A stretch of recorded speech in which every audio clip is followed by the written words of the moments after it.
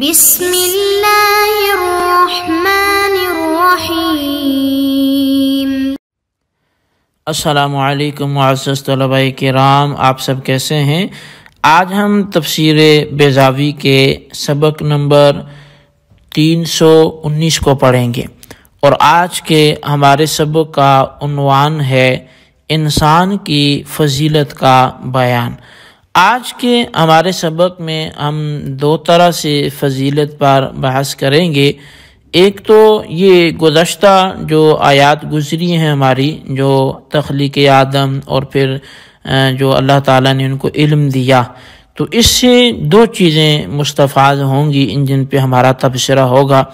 ایک تو حضرت انسان کو جو شرافت اور بزرگی ملی، اور دوسرے نمبر پر جس وجہ سے شرافت اور بزرگی ملی وہ علم تھا، تو علم کا بھی ایک اپنا مقام ہے۔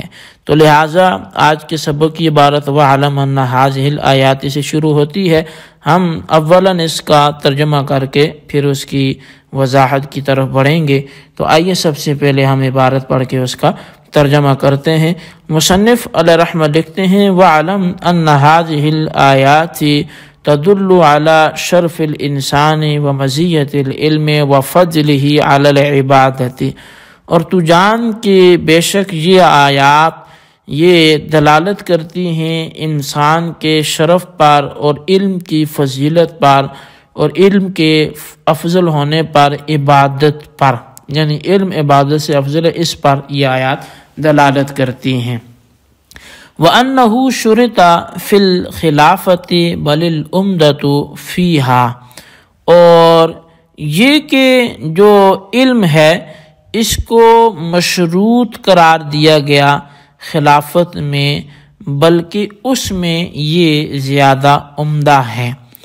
وَأَنَّ التَّعْلِيمَ يَصِحُّ إِسْنَادُهُ إِلَى اللَّهِ تَعَالَى، اور یہ کہ تعلیم کی نسبت اللہ کی طرف کرنا صحیح ہے۔ وَإِن لَّمْ يَصِحْ إِطْلَاقُ الْمُعَلِّمِ عَلَيْهِ، اگرچہ معلم کا اطلاق اللہ پر کرنا یہ صحیح نہیں ہے۔ لِاخْتِصَاصِهِ بِمَن يَحْتَرِفُ بِهِ، معلم کے اس ذات کے ساتھ خاص ہونے کی وجہ سے جو اس کو پیشہ ورانہ اپنائے ہوئے ہو۔ وَأَنَّ اللُّغَاتَ تَوْقِیفِیَّةٌ، اور چونکہ لغات توقیفی ہیں، فَإِنَّ الْأَسْمَاءَ تَدُلُّ، بے شک اسماء دلالت کرتے ہیں، عَلَى الْأَلْفَاظِ بِخُصُوصٍ أَوْ عُمُومٍ، اسماء جو ہیں یہ الفاظ پر عموم و خصوص کے اعتبار سے دلالت کرتے ہیں۔ وَتَعْلِيمُهَا ظَاهِرٌ فِي إِلْقَائِهَا عَلَى الْمُتَعَلِّمِ مبیناً لہو معانیہا مبیناً لہو معانیہا، اور ان الفاظ کی تعلیم یا کلام کی تعلیم وہ ان کو متعلم پر القاء کرنے کے حوالے سے وہ ظاہر ہے، اس کے لیے ان کے معانی کو بیان کرتے ہوئے وَذَلِكَ يَسْتَدْعِي سَابِقِيَّةَ وَضْعٍ، اور یہ وضع کے مسابقہ ہونے کا تقاضا کرتا ہے۔ والأصل ينفی، جبکہ اصل اس کی نفی کرتا ہے کہ ان یکون ذلک الوضع ممن کان قبل آدم، کی یہ وضع آدم سے پہلے ہو، فیکون من اللہ سبحانہ وتعالی، تو پس یہ اللہ سبحانہ وتعالی کی طرف سے ہو۔ وان مفہوم الحکمت زائد علی مفہوم العلم، اور بے شک مفہوم حکمت جو ہے یہ علم کے مفہوم پر زائد ہے۔ وَإِلَّا لَتَقَرَّرَ، ورنہ تو اللہ کے کلام میں تکرار لازم آئے گا۔ لَتَقَرَّرَ قَوْلُهُ إِنَّكَ أَنْتَ الْعَلِيمُ الْحَكِيمُ، اللہ تبارک و تعالیٰ کا یہ قول جو ہے وہ متقرر ہو جائے گا۔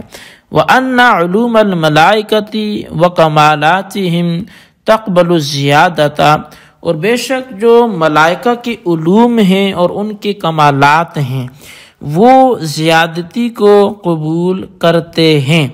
والحکماء منعوا، جبکہ جو حکماء ہیں وہ اس کو منع کرتے ہیں۔ ذالک فی الطبقۃ العلیٰ منہم، جو ملائکہ میں بڑے درجے کے فرشتے ہیں ان کے حوالے سے وہ اس میں منع کرتے ہیں۔ وحملوا علیہ قولہ تعالی، اور انہوں نے اللہ تبارک و تعالیٰ کا یہ قول اس پر محمول کیا کہ وما منا الا لہ مقام معلوم، کہ ہم میں سے کوئی نہیں ہے مگر یہ کہ اس کا ایک علم میں ایک ایسا مقام ہے جو معلوم ہے اور وہ اس سے تجاوز نہیں کرتا۔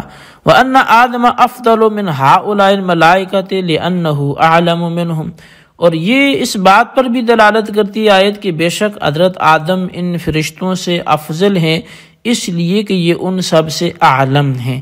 وَالْأَعْلَمُ أَفْضَلُ لِقَوْلِهِ تَعَالَى قُلْ هَلْ يَسْتَوِي الَّذِينَ يَعْلَمُونَ وَالَّذِينَ لَا يَعْلَمُونَ، اور جو عالم ہوتا ہے وہ افضل ہوتا ہے اللہ تعالیٰ کے اس فرمان کی وجہ سے کہ فرما دو کہ کیا وہ جو جاننے والے ہیں وہ اور وہ جو نہیں جاننے والے یہ برابر ہیں۔ وَأَنَّهُ تَعَالَى يَعْلَمُ الْأَشْيَاءَ قَبْلَ حُدُوثِهَا، اور یہ کہ اللہ تبارک و تعالیٰ اشیاء کو ان کے پیدا ہونے سے پہلے جانتا ہے۔ جی طلبہ کرام، یہ تھی ہمارے آج کے سبق کی عبارت اور اس کا ترجمہ۔ اب آئیے اس کی وضاحت کی طرف بڑھتے ہیں۔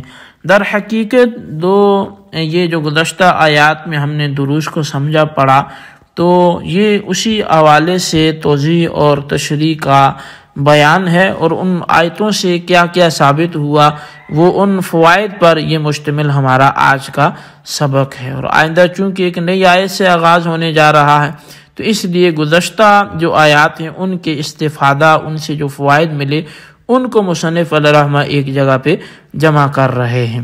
تو آپ نے فرمایا کہ تم جان لو کہ یہ جو آیات ہیں، جتنی ابھی ہم نے پیچھے اس تخلیق آدم کے حوالے سے، ملائکہ سے گفتگو کے حوالے سے، یہ تعلیمات اسماء کے حوالے سے آیات پڑھی، تو فرمایا کہ تم جان لو کہ یہ آیات دلالت کرتی ہیں سب سے پہلے تو اس بات پر کہ انسان کا جو شرف ہے وہ بڑا عظیم ہے کہ اس کو مسجود بنایا گیا ملائکہ کے لیے اور وہ ساجدین ہوئے۔ اور دوسرا یہ کہ اس بات پہ بھی دلالت کرتی ہیں کہ جو علم ہے یہ بڑی فضیلت والی چیز ہے، اور بالخصوص یہ عبادت سے افضل ہے، اور خلافت میں تو اس کو شرط قرار دیا گیا ہے۔ پھر اس کے بعد ایک بات ہوئی کہ کیا اللہ تعالیٰ کی جانب یہ نسبت کی جا سکتی ہے کہ اس نے سکھایا، اس کی جانب تعلیم کو منسوب کیا جا سکتا ہے، یا اللہ تعالیٰ کو معلم کہا جا سکتا ہے یا نہیں؟ تو اس حوالے سے بات یہ ہے کہ اللہ تعالیٰ کو معلم تو نہیں کہا جا سکتا، البتہ اس کی جانب یہ بات منسوب کی جا سکتی ہے کہ وہ سکھاتا ہے، وہ تعلیم دیتا ہے۔ اچھا، تعلیم دیتا ہے یہ تو منسوب کیا جا سکتا ہے کہ اس نے وعلم آدم الاسماء میں یہی فرمایا، لیکن معلم کیوں نہیں کہا جا سکتا؟ تو کہا اس کی وجہ یہ ہے کہ معلم عرف میں جو ہے وہ اسے بولتے ہیں جو پیشہ ورانہ طور پہ پڑھاتا ہو، تو چونکہ اللہ تعالیٰ ان عرف سے، ان عادات سے پاک ہے جو بندوں کی ہیں، تو وہ پیشہ ور ہو کر نہیں پڑھاتا، تو اس لیے اسے معلم نہیں بولیں گے۔ اور پھر معلم چونکہ ایک اصطلاح ہے، اور اللہ تعالیٰ کی ذات پر جتنی بھی اصطلاحات بولی جاتی ہیں وہ توقیفی ہیں، یعنی وہ شریعت پر موقوف ہیں، وہ خود سے کوئی بندہ کوئی نام اللہ کا نہیں رکھ سکتا، تو لہٰذا اس لیے اللہ تعالیٰ کو معلم نہیں کہیں گے۔ اور پھر یہ کہ بے شک جو اسماء ہیں یہ عموم و خصوص پر ہر اعتبار سے دلالت کرتے ہیں۔ اچھا، اب یہاں پر ایک چیز جو ہے وہ مزید یہ ہے کہ یہاں جو فرمایا گیا نا کہ اِنَّكَ أَنْتَ الْعَلِيمُ الْحَكِيمُ، تو علیم کا معنی اور ہے اور حکیم کا معنی اور ہے، یعنی بعض نے یہ سمجھا کہ شاید ان دونوں کا ایک ہی مفہوم ہے، تو ایک مفہوم نہیں ہے۔ اس کی وجہ یہ ہے کہ اگر آپ اس کو ایک ہی مفہوم بنا دیں تو پھر تو تکرار لازم آئے گا کہ جو بات علیم میں ہوگی وہی بات حکیم میں کیوں کی جا رہی ہے، تو لہٰذا علیم جس معنی پر دلالت کرتا ہے، حکیم اس کے علاوہ اور معنی پر دلالت کرتا ہے۔ اور پھر اس کے علاوہ یہاں پر یہ بھی بات ہے کہ جو ملائکہ کی علوم ہیں، ان کے کمالات ہیں، اس آیت سے یہ بھی پتہ چلا ان آیتوں سے کہ ان میں اضافہ ہو سکتا ہے، کہ جیسے جن چیزوں میں علم نہیں تھا تو آدم علیہ السلام کے بتانے سے وہ علم انہیں آ گیا، جبکہ حکمائے اسلامیین جو ہیں وہ اس چیز سے روکتے ہیں، بالخصوص جو بڑے منصب کے یا سرداران ملائکہ ہیں ان کے حق میں۔